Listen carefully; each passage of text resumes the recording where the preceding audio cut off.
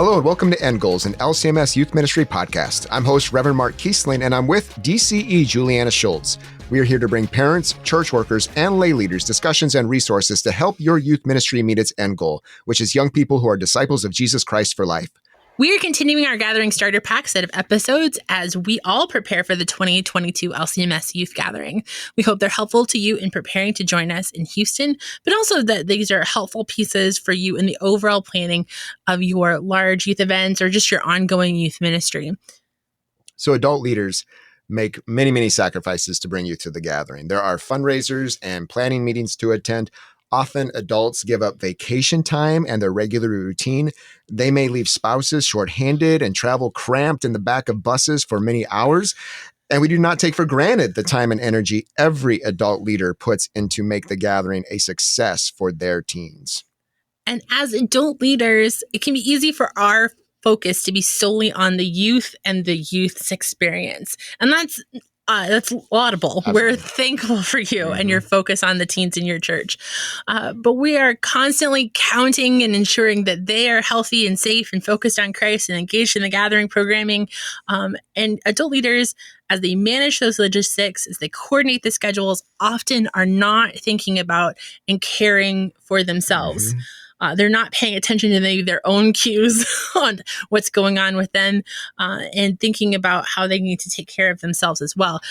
After all, it's a youth gathering, and these adult leaders champion for what God is doing in the lives of their teens, but they also need to be caring for themselves. Yeah, it's definitely one thing that we've noticed over the years, though, that adult leaders set a powerful tone over their group.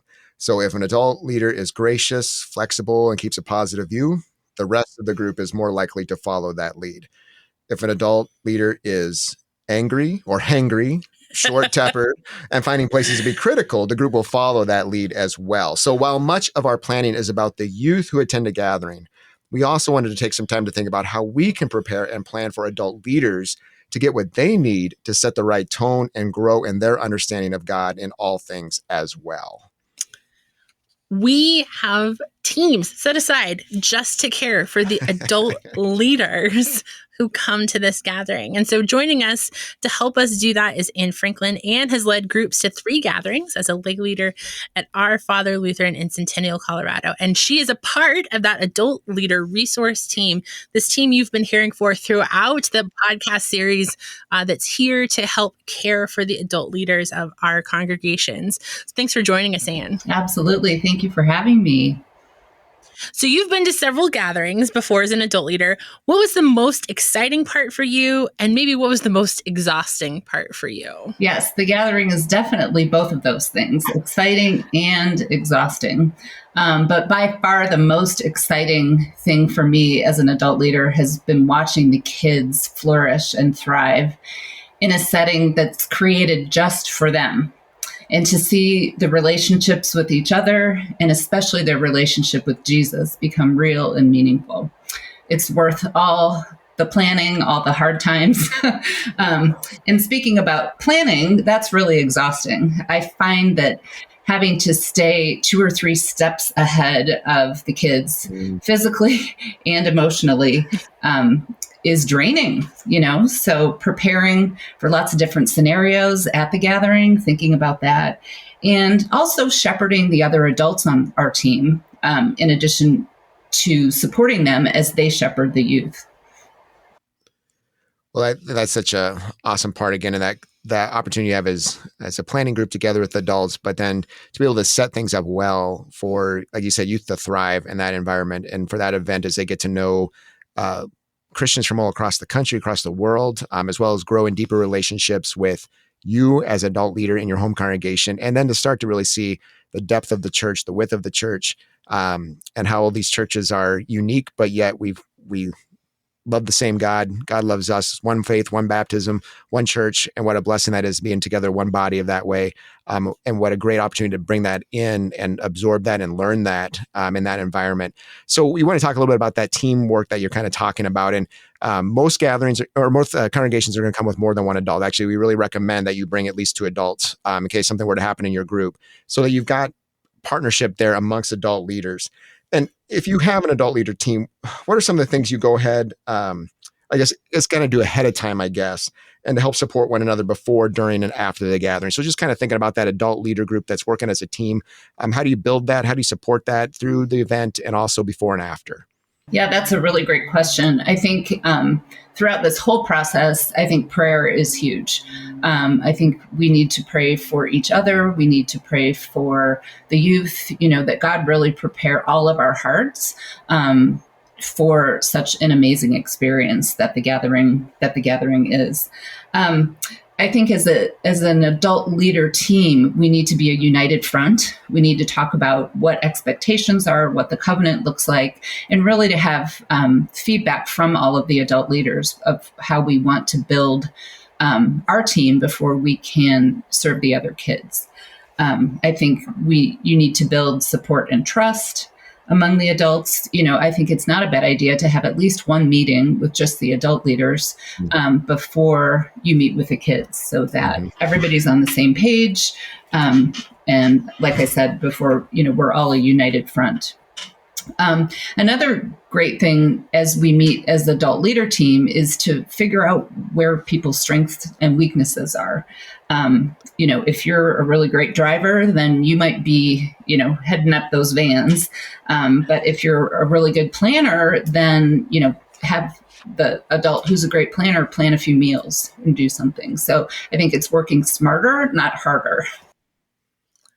I can tell you, and I would tell this to every adult leader team, I am a terrible lead driver. It makes me so anxious, and I get so paranoid and making sure all the vans are behind me, and am I going the right speed, and are we stopping enough? And so that is one of the first things that I'm like, nope. I need another adult leader who's good at that. Right. So you balance each other out. You find those places where, one adult leader is gifted and another one maybe weaker. And, God gives that team together places where we can support one another in those very specific ways. But yeah, building together and praying together and caring for each other in those ways can really go a long way when you get to the gathering and you're running really fast. Right. And you're trying to execute very, very quickly. You have to have that kind of communication and trust ahead of time. To talk about those specific things that happen in the gathering, adult leaders, especially the primary adult leader, has some unique tasks that they have to start the gathering process that maybe certainly the youth don't have, but then maybe some adult leaders won't. That'll be things like checking into a hotel, going through that process, as well as registration and orientation to get the process started. So what are some things adults can do at the start of the event that can help them start out on the right foot as they get geared up in Houston at the event itself? Oh, there's so much to do before you leave for Houston. Planning all the logistics is huge.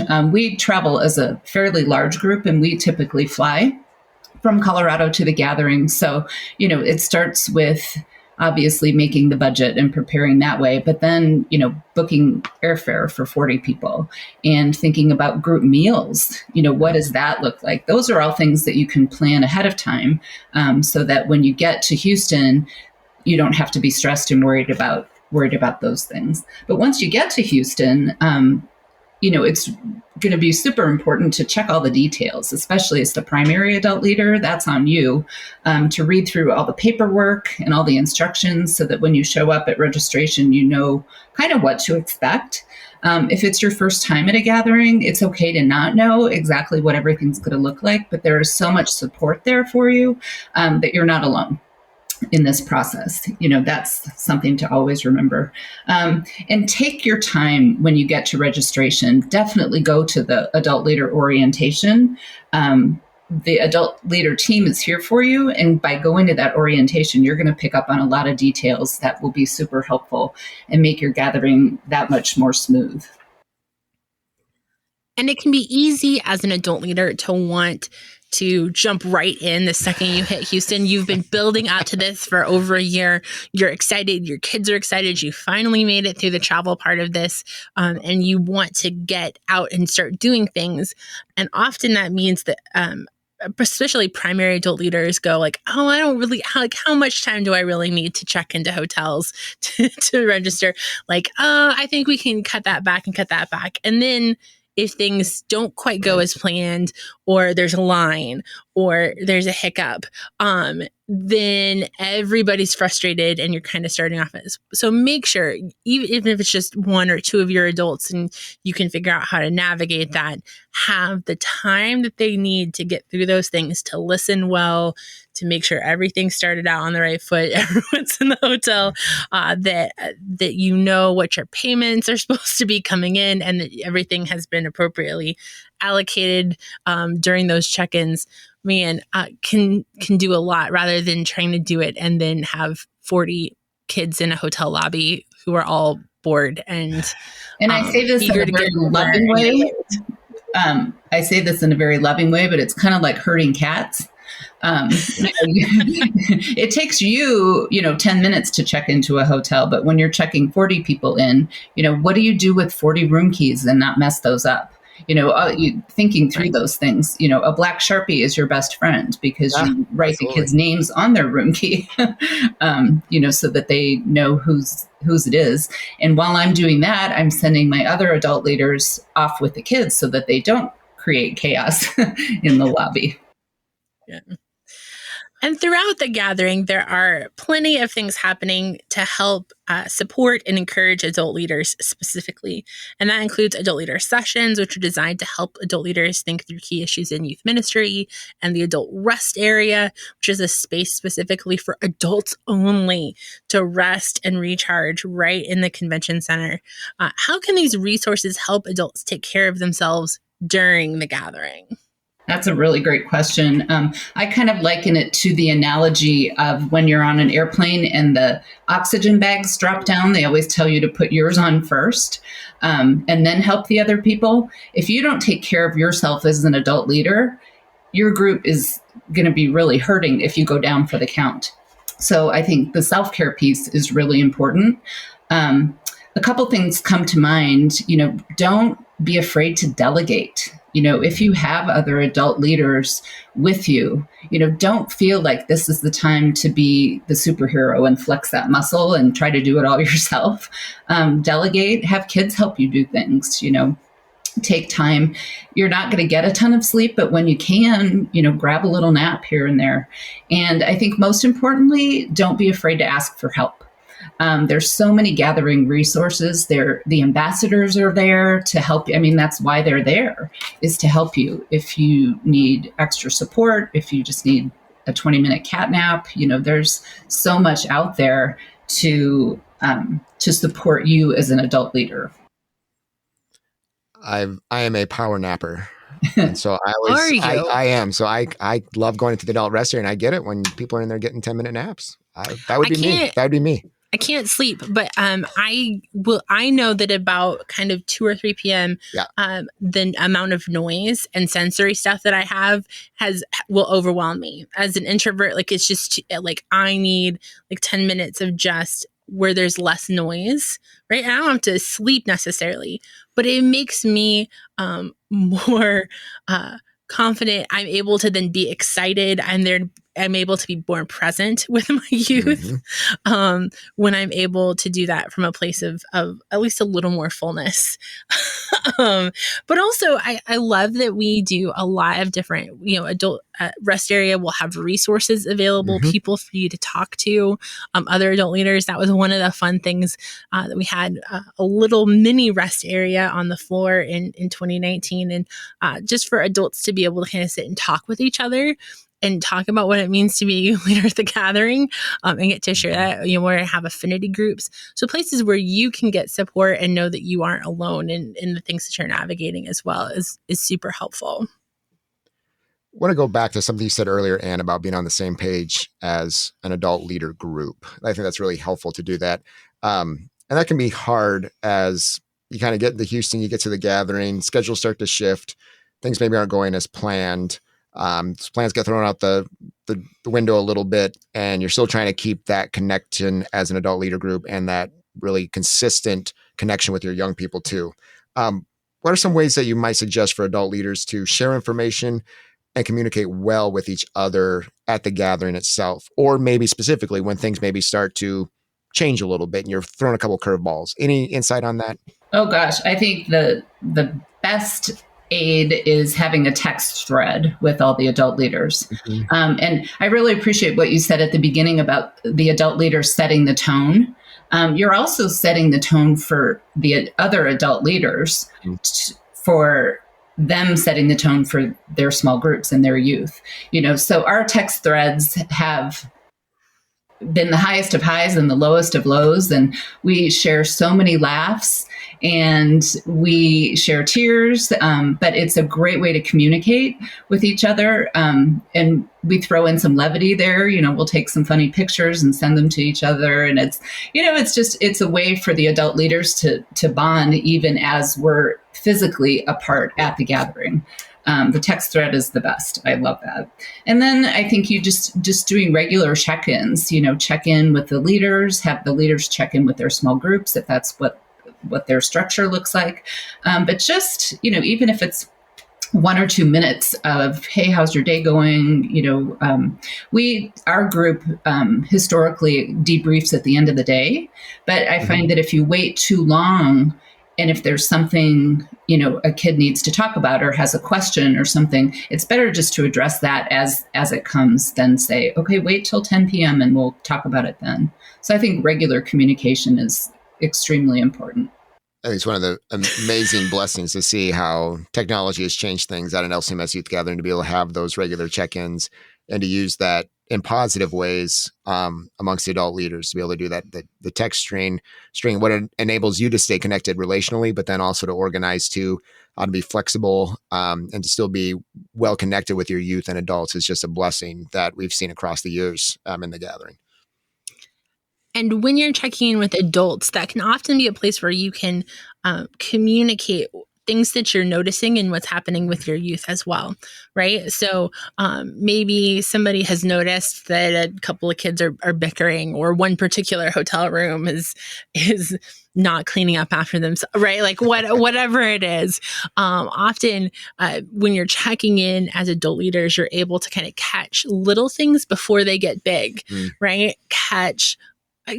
Have you noticed this? Well, actually, I did notice that. Like, hey, it doesn't look like that person's spending their LCEF card on food. It looks like, right? So, like, what are we? Somebody needs to eat more than just Starbucks, right? Like, you're able to, as an adult leader, to catch little things in advance before they become big things later on in the gathering.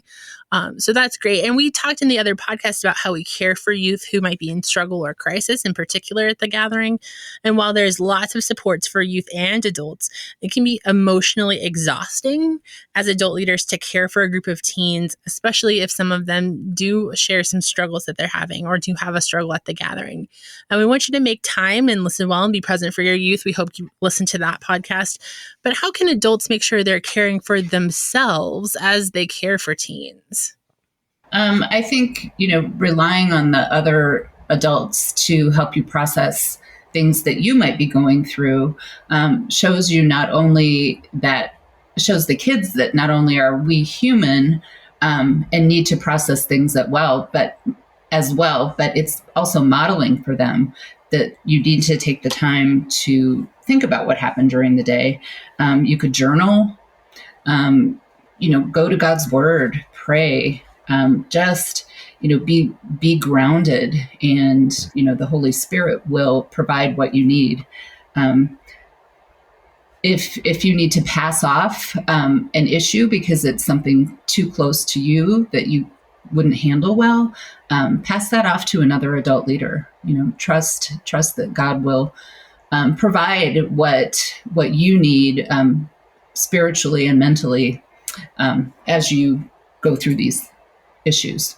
Yeah, part of that is knowing your own boundaries, right? Knowing what you're able to deal with in that moment and what is going to push you as a caretaker a little, too far in one direction or where you're not going to be able to give that youth what they need because you don't have that right now.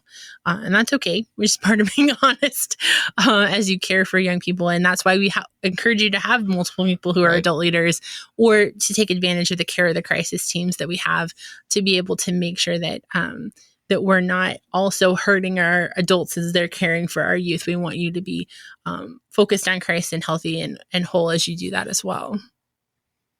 We really as we've seen, that those relational connections that get made in an event like a youth gathering and other things can have long-lasting, beautiful implications in the life of a young person too. That those relationships continue as you go back home to your home congregation, and have an experience like that to where you're able to walk with them through some time of crisis. And you can be honest too and felt like you felt that it was a new experience for you.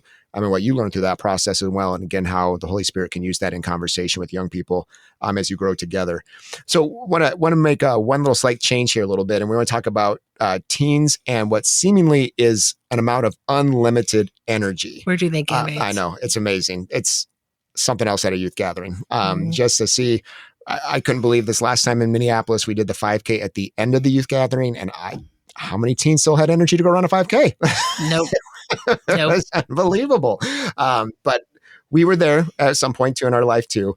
And we can also say too that we as adults don't always have that energy, seemingly unlimited amount.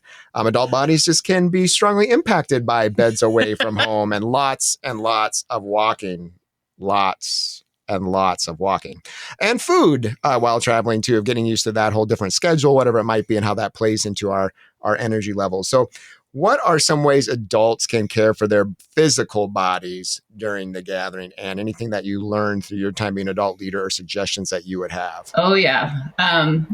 Walking shoes. It's not a fashion show. You get what works for you so you can walk lots and lots, like you said, Mark. Shoes, comfortable clothes, bring a water bottle that you can refill throughout the gathering. Eat nourishing food, try to eat good meals. Pro tip, don't let anybody in your group be hangry. It's just not a good thing. You want everyone to be nourished and fed. Pack your backpack with granola bars and little things that if the kids don't have them themselves, you can pass that out. It'll make everybody happier. Remember too that when you're at the gathering, even though you want to do everything, you don't have to do everything. Having the Gathering app in 2019 was so fantastic because you could plan your day ahead of time or in the guidebook.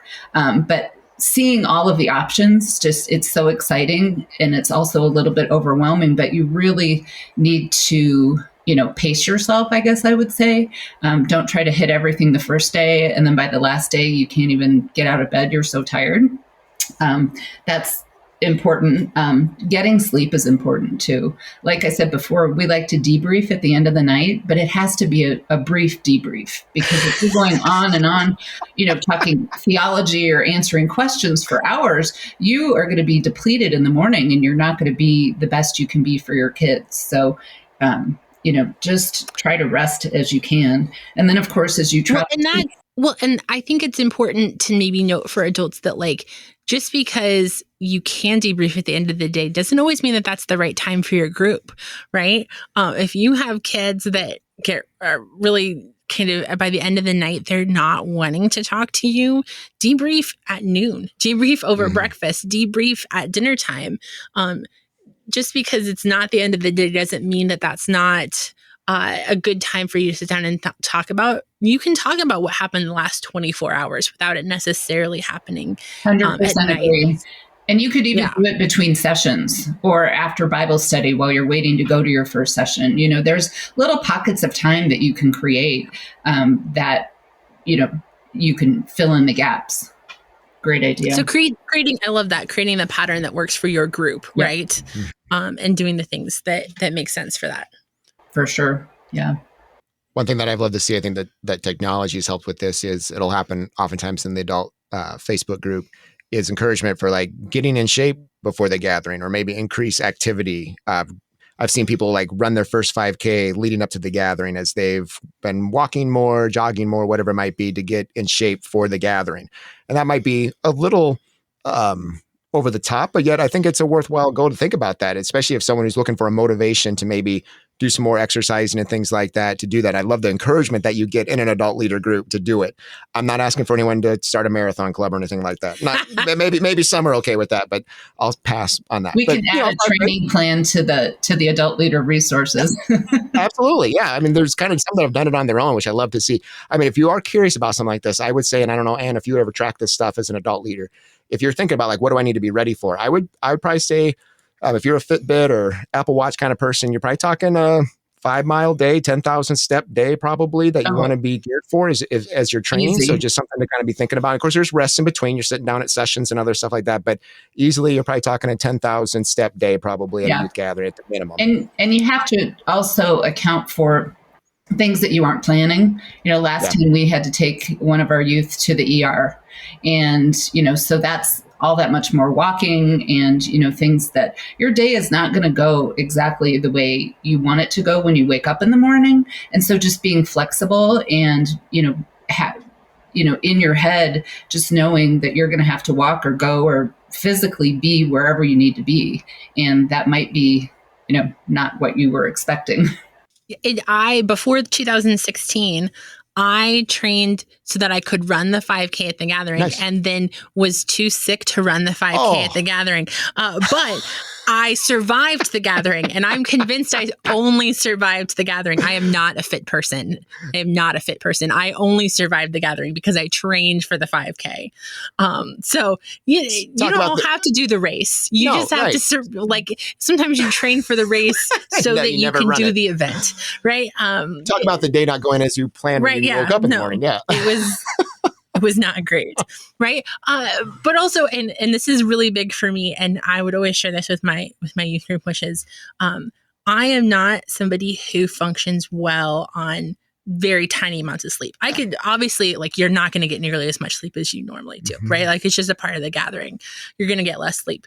But I can tell, the third or fourth day in without enough sleep, that my ability to be relational diminishes tremendously, right? And so just being upfront with my kids and saying, that's a thing that's going to happen. And one of the ways you can help care for me is make sure that I get as much sleep as I can, right? Within reason. And especially, and we pointed this out in another episode, if you're driving and your driver is driving that next day, that night before, please let them get enough sleep. We do not want exhausted drivers on the road headed back home. So those kinds of things where it's not going to be a huge amount of sleep, but there is a significant difference between 3 hours of sleep and 6 hours of sleep or 5 hours of sleep when it comes to day after day.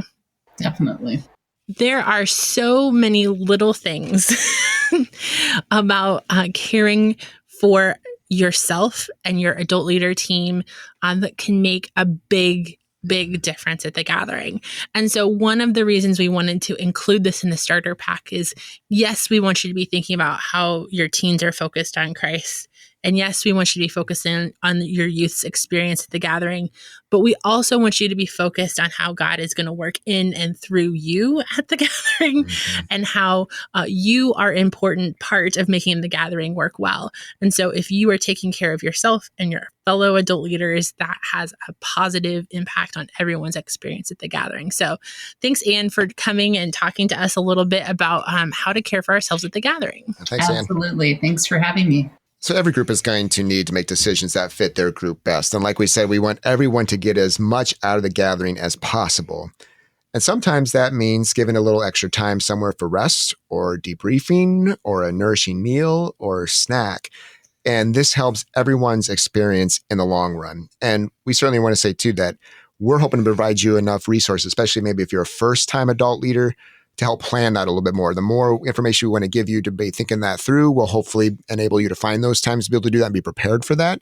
But yet too, just being that flexible person too, having the rest needed to be able to do that is very important too. Is there's always going to be things that are not going to go as planned, or things we can't help you prepare for, or things that, again, that are going to be different to your group. So all those things that go into really being that, having that experience at the gathering as an adult leader that allow you to invest well into your young people.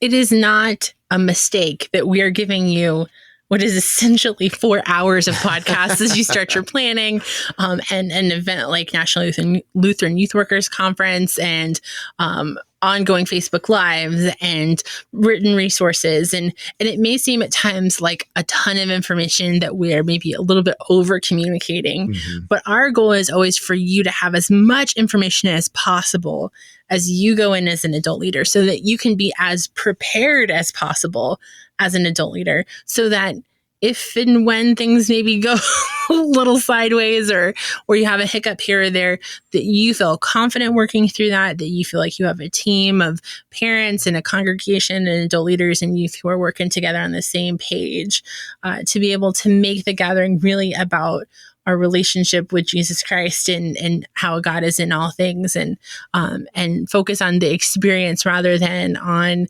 all sorts of other things that can be distracting. I know too, we've seen this many, many times. You've got a great group in the Facebook group that are encouraging along the way, that you've got other adult leaders that are there with you. Our staff, the adult leader team, they're again praying for you and supporting you along the way so that again, you grow in your experience and have a wonderful experience at the gathering, being in God's word and in Christian community that way as well. But then also so that you can invest well into your young people in your congregation. And there are going to be moments at the gathering where either you or another adult leader is going to struggle, right? And there's nothing wrong with being open and honest with other adult leaders or even your youth about what's going on and how they can support you. You will still want to keep good boundaries, obviously. But it can be helpful for youth to see how you navigate difficulty as a Christian model in their lives. I know for me, early in my youth ministry, I wanted to put on this face that like I always had everything all together. I was always 2 steps ahead. That any kind of thing that changed, that kids didn't see it or know about it, or if something was going on with me, they didn't hear or see that. And I found that after a while, youth didn't actually find that comforting. They found it a little like, oh, look, it wasn't authentic. It wasn't real. Like it was a face that I was putting on for them that they could see right through sometimes. And so now I'm much more honest if I'm confused. I don't know the answer to that question. Okay, how are we going to figure that out? Or if I've made a mistake, right? I'm under caffeinated. I haven't had enough sleep. I'm hangry and I was short and I was curt, or I said something I shouldn't have. And, and saying like, I'm sorry, I didn't mean that. Or that was the lack of espresso talking. I apologize. Can you forgive me? What do we do to make it right again? Or just saying like, I need you to please give me 3 minutes to process what we're doing next. And then I'm happy to give you instructions, but can I just get, whatever I need? And being able to give them a chance to pray for me, for them to check in with me, for them to know that there are ways that they can care for me as an adult leader and for our team as adult leaders as we work together to make sure that their experience is as good as it can be. Yeah, I mean, I love that. And touch on it just briefly, but I mean, I think you have so many probably good problem solvers amongst your youth. And when they can be encouraged and that say like, okay, let's walk through this situation about what's going on and maybe what are some ideas you'd have, that they can really latch onto that, give creative ideas and be a part of that process. So that even can be some areas of growth that you might see in some of those situations at the gathering. So here are a few closing questions for you to consider. How can you take advantage of the information before the gathering, things like orientation and other adult leader resources before and at the gathering? Now, the question is, how can your adult leader team encourage one another to care for your physical, mental, and emotional health? What are some group initiatives on which you could work together to be good stewards of God's gift of your health? And then finally, what are some ways you can communicate with other adult leaders in your group to ensure everyone is cared for and on the same page? We will continue to keep you in our prayers as you prepare to care for the young people in your congregation. We know that you are critical to making sure your young people have a vibrant and wonderful experience at the gathering. We care for you, and we know that God is going to use you powerfully at the gathering. So we hope and pray that you care for yourself and each other as adult leaders as you gather your young people at the gathering. Yes, thank you for the example that you set for our young people in that way. And just, again, like the day in, day out care you provide. It's such a blessing to them and to our church. We're so thankful for you all. Edgles Podcast is a production of LCMS Youth Ministry and KFUO Radio. To find out more about LCMS Youth Ministry or to find links to resources mentioned, go to kfuo.org/youth ministry. Thank you for listening and caring for the young people of our church.